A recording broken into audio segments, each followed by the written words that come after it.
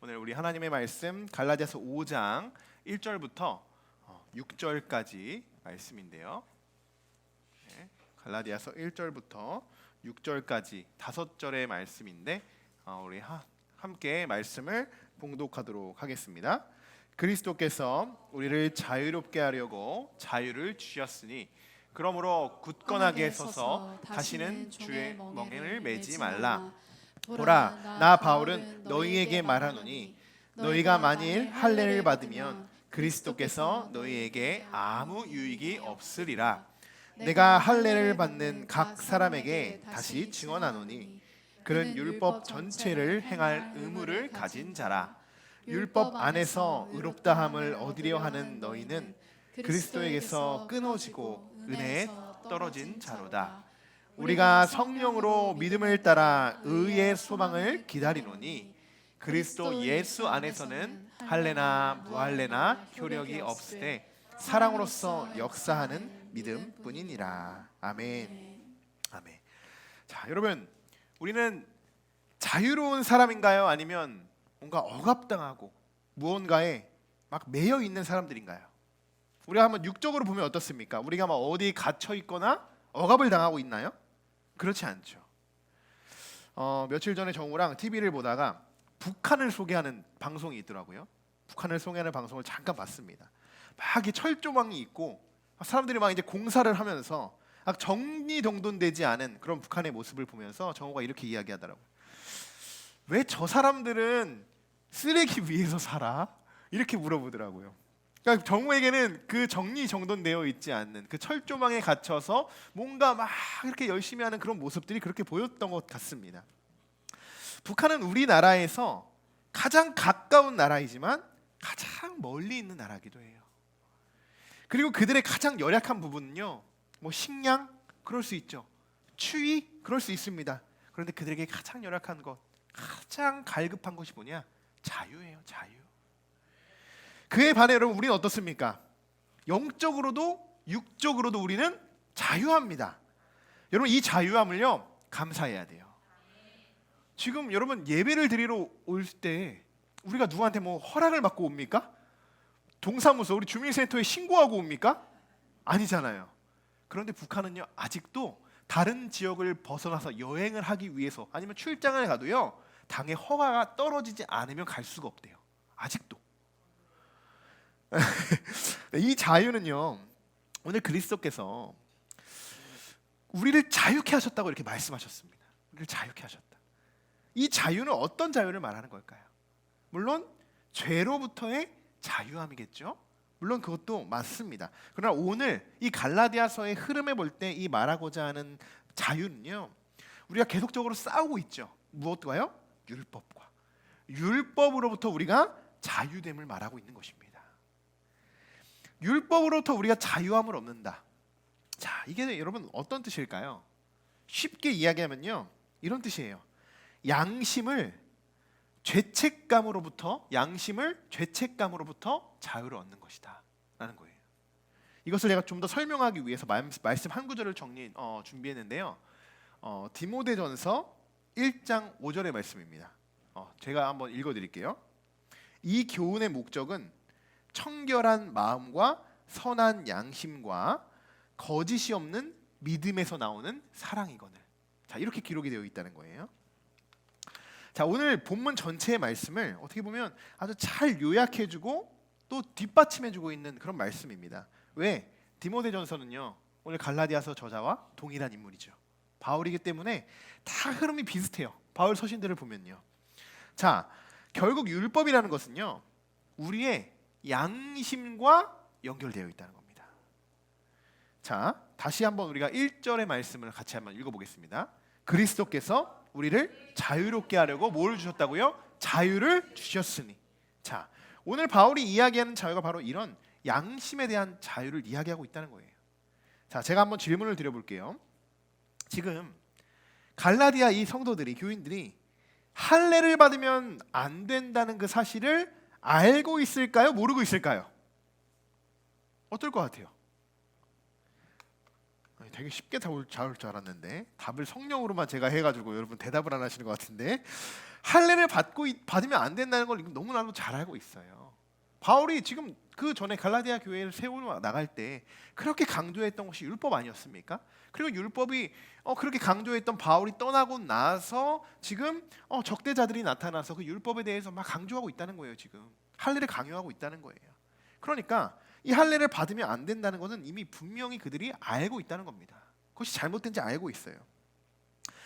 수도 없이 할례의 위험성에서 이야기를 했고 분명히 할례를 받는 것이 율법적인 행위가 된다라는 것을 그들은 너무나도 잘 알고 있었습니다. 자, 그러면 여러분 이번엔 이렇게 한번 질문을 드려볼게요. 이번엔 쉽게 여러분 대답하실 수 있을 겁니다. 우리가 죄를 짓기 전에 그것이 죄라는 것을 알고 있을까요? 모르고 있을까요? 알고 있죠. 알게 모르게 짓는 데도 있어요. 그런데 대부분요, 죄를 질 때는요, 이 죄라는 것을요, 우리가 인식하고 있으면서도 죄를 범합니다. 어떻게 해요? 늘 그래요. 우리 생각해 보세요. 자, 그럴 때 여러분 뭐가 작동되냐? 이 양심의 가책이라는 것이 작동됩니다. 이것이 다 이게 움직이게 돼요. 우리가 죄를 지을 때나 하나님의 뜻에 순종하지 않을 때 하나님은 양심을 통해서 우리를 책망하신다고 했습니다. 양심을 통해서. 당연한 이야기입니다. 왜냐하면 우리 안에 우리 중심에 여러분 누가 계십니까? 성령님이 계시죠. 성령님. 우리가 죄를 짓게 되면요, 성령님이 근심하게 되는 거예요. 성령님이. 그렇게 근심하고 계시는 성령님이 내 마음 중심에 계시는데 우리가 양심의 가책을 느끼지 못할 수가 없겠죠. 정말 죄를 짓고 있는데도 그런 상황에도 불구하고 양심의 가책을 느낀다. 여러분 그건요, 어떻게 보면 정말 성령 받은 사람인가 다시 한번 우리가 점검해 볼 필요가 분명히 있을 것입니다. 양심의 가책이라는 것은요, 우리의 마음 중심이 마구잡이로 흔들릴 때 나타나는 현상입니다. 히브리서 4장 16절의 말씀입니다. 같이 한번 읽어보겠습니다. 하나님의 말씀은 살아있고 활력이 있어 자의 나에선 어떤 검보다도 예리하여 혼과 영과 및 관절과 골수를 찔러 쪼개기까지 하며 또 마음의 생각과 뜻을 판단하다니. 아멘. 자, 하나님의 말씀은 곧 누구죠? 하나님이십니다. 하나님. 그분이 내 안에 살아 역사하신다는 거예요. 그뿐만이 아니라 혼과 영과 및 관절과 골수를 찔러 쪼개기까지 하여서 결국에는요, 마음의 생각과 뜻을 판단하신다는 거예요. 누가? 하나님이. 여러분, 하나님께서 우리에게 이렇게까지 말씀을 하고 계시는데요, 어떻게 우리가 하나님 앞에서 하나님을 속이고 죄를 짓고 율법에 매여 우리가 살아갈 수 있겠습니까? 우리의 모든 것을 관찰하고 계시는데요. 여러분, 율법과 죄는요, 우리를 자유케 할 수 없다는 사실을 여러분 꼭 기억하셔야 됩니다. 율법은 절대로 우리를 자유롭게 할 수 없습니다. 우리를 자유케 할 수 있는 것은요, 오직 나의 영과 혼과 및 관절과 골수를 찔러 쪼개기까지 하시는 그 하나님, 그 성령님이 내 안에 역사하실 때만이 우리가 자유로워질 수 있는 것입니다. 바울은 율법 앞에 흔들리는 이 갈라디아 교인들에게요, 아주 엄중한 경고를 날리게 됩니다. 4절의 말씀입니다. 같이 한번 읽어보겠습니다. 율법 안에서 의롭다함을 얻으려 하는 너희는 그리스도에게서 끊어지고 은혜에서 떨어진 자로다. 아멘. 이 말씀 굉장히 여러분 무서운 말씀이에요. 무서운 경고입니다. 율법으로 만약에 너희들이 의롭다함을 얻게 된다면 너희들은 그리스도와의 관계가 모두 끊어져 버릴 것이다. 은혜가 끊겨져 버릴 것이다. 더 이상 너희들에게 뭐예요? 은혜가 누리지 않을 거다. 하나님과의 관계가 끝이다. 이렇게 지금 이야기하고 있는 겁니다. 여러분, 우리 중에 어느 누구도 아무리 우리가 신앙생활을 하면서도 불순종하고 죄를 짓고 그런 상황 속에서도요, 우리가 끝까지 지키려고 하는 게 뭐예요? 하나님과의 관계 아닙니까? 예수 그리스도의 관계잖아요. 그것만은 끊고 싶지 않잖아요. 어떻게든 뭐 죄를 짓고 타락하고 이렇게 생각하잖아요. 막 우리가 그 어둠의 경지로 막 내려갔을 때, 한창 우리가 정말 바닥을 찍을 때, 그럴 때도요, 우리 안에 뭐가 있어요? 그래도 나중에 예수님께로 내가 교회 다니면 돼, 나중에 교회 가서 나 다시 열심히 하면 되지, 그런 마음이요 한켠에 있습니다. 이건 뭐예요? 끝까지 그래도 내 마음속에 한번 영접했던 그 예수 그리스도의 성령을 다시 놓치고 싶지 않은 거예요. 지금은 비록 내가 타락해 있지만, 지금은 비록 내가 죄의 자리에 있지만 다시 예수님과의 관계를 이어가고자 그 관계를 끈끈이 맺기를 원하고 있다는 겁니다. 끝까지. 여러분, 우리는 예수님과 관계를 끊는 자들이 아닙니다. 그죠? 그런데 다른 한편으로는요, 율법이 의롭다고 착각하며 살아가기도 한다는 거예요, 우리가. 그래서 우리는 늘 이것을 기억해야 합니다. 율법으로 의롭다함을 얻고자 한다면 이거 생각하셔야 돼요. 그냥 한번 죄 짓고 끝난 게 아니에요. 율법 한번 내가 붙고 다음에 회개하고 내가 다시 주님 앞에 가면 되겠지, 그게 아닙니다. 만약에 율법으로 의롭다함을 얻고자 한다면 오늘 말씀 그대로 나와 예수님의 관계는요, 끊어지게 되는 겁니다. 그 율법이 그렇게 우리를 만든다는 거예요. 하나님의 은혜, 우리가 얼마나 은혜를 간구합니까? 오늘도 우리가 은혜에 대한 고백들을 얼마나 많이 찬양으로 우리가 고백했습니까? 그 은혜가 더 이상 우리에게 임하여지지 않는다는 겁니다. 뭐가요? 율법이 내가 그 매여 있을 때. 굉장히 여러분 무서운 말씀 아닙니까? 우리는 여러분 절대로 예수님과의 관계를 끊어서는 안 될 겁니다. 예수님이 그것을 원치 않으십니다. 어떻게든 예수님께서 우리를 붙잡고 계시죠. 근데 그 끈을 끊는 것, 마지막 그 실가락 하나라도 끊는 것은 우리예요. 우리. 날마다 우리는요, 더 예수님께로 다가가야 하고 더 가까워져야 하는 사람들이 바로 우리들입니다. 그것에 있어서 율법이라는 것은, 이 장애물이라는 것은요, 우리를 늘 가로막고 있어요. 사실입니다. 현실입니다. 그러나 우리의 걸림돌이 절대로 되어서는 안 된다는 것입니다. 자, 그러면 우리들은 이 율법을 어떻게 하면 우리가 이겨낼 수 있을까요? 이 율법을. 오늘 바울은 율법에서 자유로워질 수 있는 방법을 제시해주고 있습니다. 제시해주고 있어요. 자, 5절과 6절의 말씀인데요, 같이 한번 읽어보겠습니다. 우리가 성령으로 믿음을 따라 소망을 기다리노니 그리스도 예수 안에서는 할례나 무할례나 효력이 없으되 사랑으로서 역사하는 믿음뿐이니라. 아멘. 자, 말씀에서 가장 먼저 등장하는 단어가 뭡니까? 우리 빼고 네, 성령이에요. 성령. 계속적으로 제가 말씀드렸죠. 계속적으로 우리는요, 의도치 않게 이 성령이라는 키워드를 가지고 모든 예배의 말씀에 대한 하나님의 말씀이 선포되고 있어요. 심지어 수요 중동 모임까지도요, 하쇼의 말씀까지도요, 다 모두 다 성령이에요. 성령. 모두가. 오늘 말씀도 또 마찬가지라는 거예요. 오늘 말씀도. 여러분, 나의 믿음이 아닙니다. 나의 소망이 아니라는 거예요. 잘 보십시오. 성령이 주시는 믿음과 소망을 가지고 기다리라 라고 말씀하고 계십니다. 그리고 이어서 이렇게 말씀합니다. 그리스도 예수 안에서 할례나 무할례나는 어떻습니까? 아무 효력이 없다는 거예요. 율법의 행위로 구원받을 수 없다는 것을 바울은 분명히 지금 밝히고 있습니다. 그러면서 결론적으로 이렇게 말하죠. 사랑으로서 역사하는 믿음뿐이다. 이렇게 이야기합니다. 너무나도 아름다운 말이에요. 사랑으로서 역사하는 믿음뿐이다. 중간에 이 역사라는 말이 있죠. 역사하는 이 단어가 있는데요, 이 단어의 이 원어를 한번 제가 살펴봤어요. 엔에르게우마이, 이렇게 이야기합니다. 엔에르게우마이, 작용한다라는 뜻입니다. 작용한다. 그러면 이것을 이렇게 우리가 해석할 수 있다는 겁니다. 사랑이 작용하는 것이 진짜 믿음이다 라는 거예요. 이 본문의 말씀을 원어로 그대로 해석을 해본다면. 자, 같이 한번 읽어볼까요? 사랑이 작용하는 것이 진짜 믿음이다.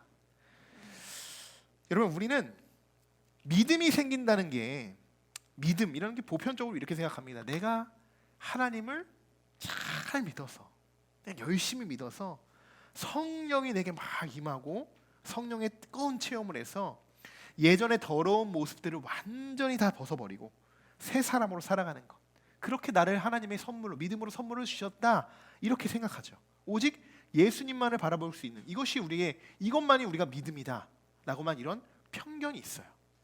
이 믿음 맞나요, 여러분? 맞아요. 이것도 믿음이에요. 믿음이에요. 그런데 이것은 1차적인 믿음입니다. 1차적인 믿음, 1차원적인 믿음. 이런 믿음이 뭐 잘못된 믿음이 아니에요. 당연히 하나님 만날 때 이렇게 만납니다. 이런 과정을 통해서 만나요. 자, 믿음의 본질 안에는요, 사랑이 작용하고 있어야 된다는 겁니다. 그것이 중요해요. 1차원적인 믿음에 대해서만 딱 경험한 사람들은요, 그 믿음 안에 사랑이 작용되고 있는지는 아직 깨닫지 못해요. 그냥 하나님이 나에게 그냥 그 믿음을, 그 은혜를 막 부어주셨구나, 나의 죄를 깨닫게 하시고 이제 예수님을 믿게 하셨구나, 거기까지예요. 거기까지. 그런데 그 믿음이란 차원이 2차원적으로 내가 다시 한번 그 믿음에 대해서 우리가 하나님을 만날 때, 더 깊이 하나님을 경험할 때는요, 믿음에 대해서 분명히 사랑이 나의 안에 작용하고 있구나, 같이 작용하고 있구나라는 것을 깨닫게 됩니다.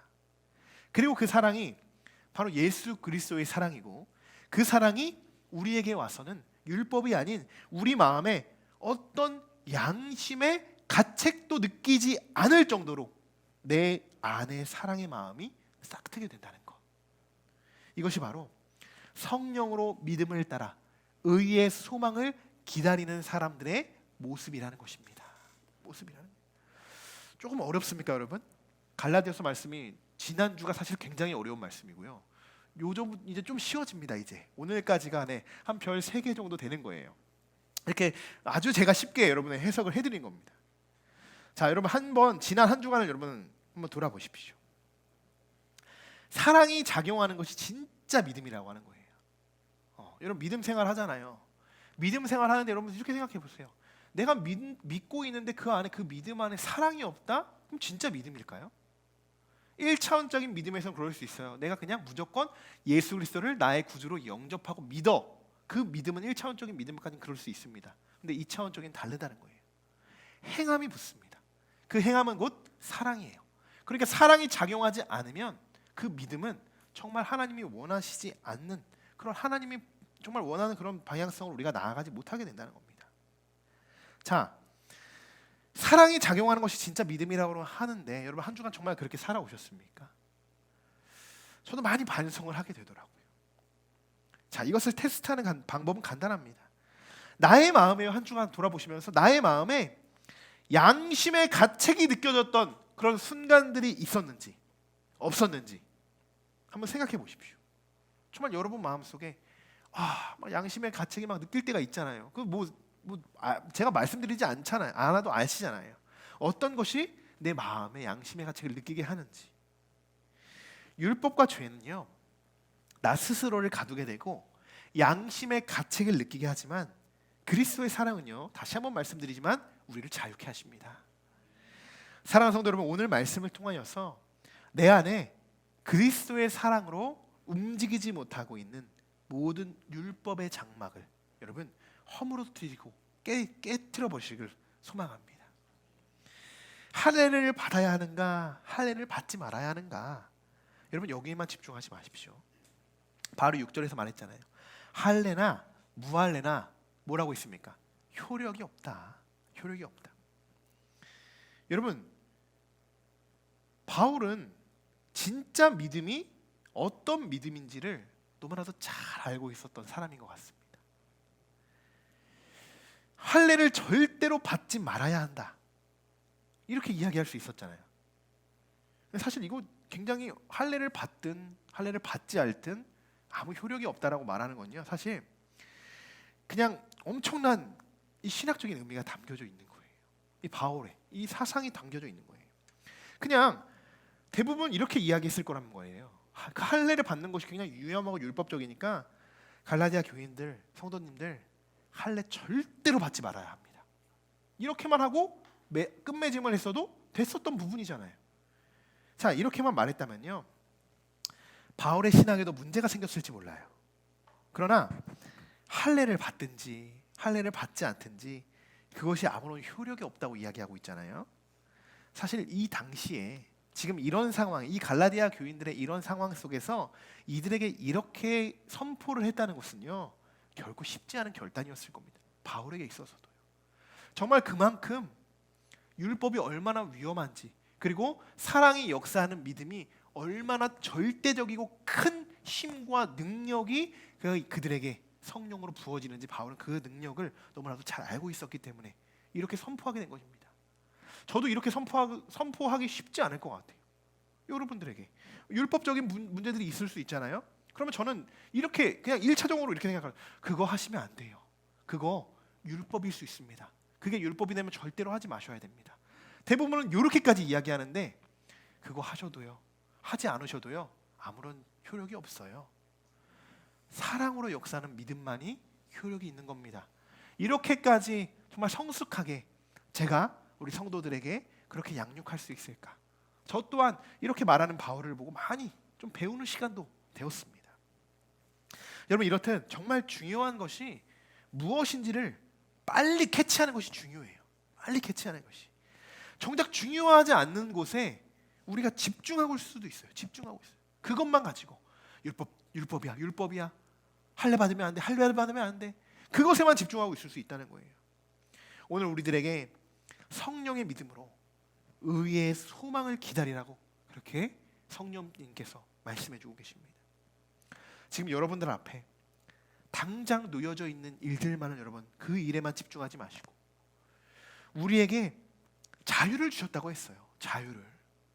그 자유가 어떠한 자유인지 여러분 우리가 정말 경험해 봐야 되지 않겠습니까? 어떠한 자유인지. 정말 그 자유를 주셨다고 말씀하셨으니 여러분 더 넓게 정말 여러분의 그 개인적인 신앙의 그 폭을요 더 넓게 보십시오. 더 넓게 신앙관을 가지십시오. 그리고 때로는 더 멀리 바라볼 수 있기를 소망합니다. 그래서 우리 함께하는 교회도 정말 여기에만 갇혀져 있는 것이 아니에요. 여기에만 다른 것도 볼 수 있어야 되고요. 더 좋은 것도 볼 수 있어야 돼요. 때로는 더 뒤에 있는 옳지 않았던 그런 부분도 보면서 때로는 그것이 어떻게 돼서 잘못되어 있는지도 우리가 잘 경험을 해봐야 됩니다. 그래야 좋지 않은 것들은 우리가 거두고 또한 좋은 것들을 받아들이면서 우리가 저 멀리에 있는 하나님의 소망을 기다리며 한 발짝 한 발짝 나아가는 그런 우리 함께하는 교회가 되기를 주님의 이름으로 간절히 축원합니다.